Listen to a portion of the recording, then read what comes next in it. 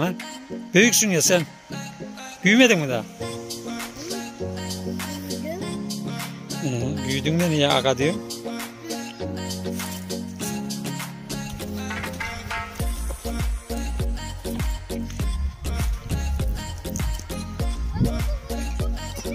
Derin. Hem derin hem buz gibidir ender su. Orası öyle de ilerisi.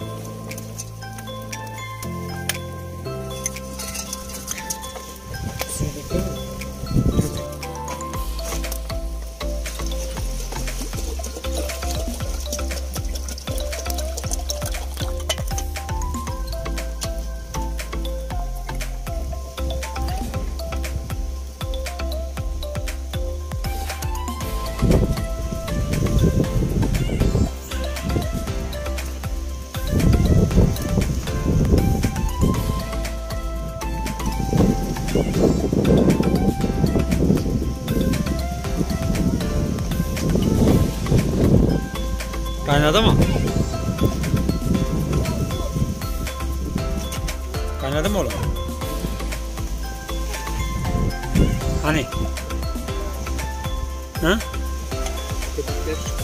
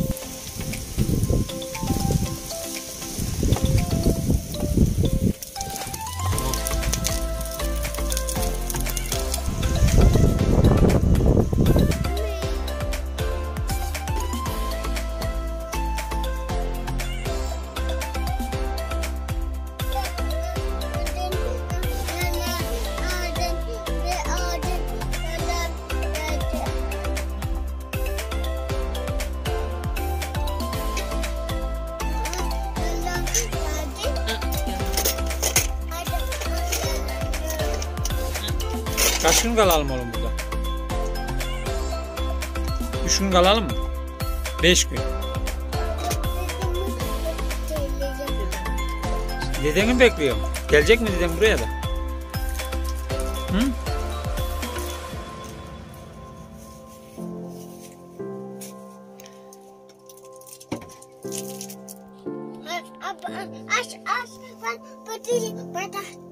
Aç üşümezsin. Kapıyı kapattı çocuk, aç. Üşüdün mü kız? Hem de çok. Ama Buradan alayım.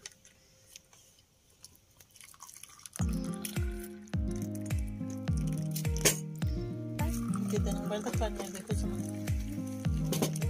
Burada bir sürü bardak var.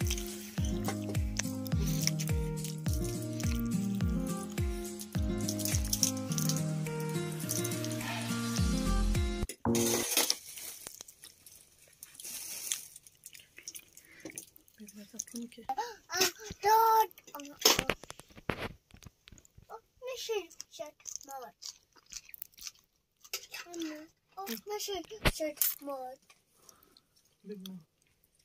Böyle de şöyle Bir şey ye yeter. şöyle yaşanda Ne?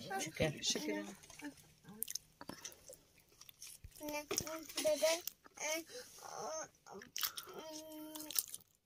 annem taktı dedem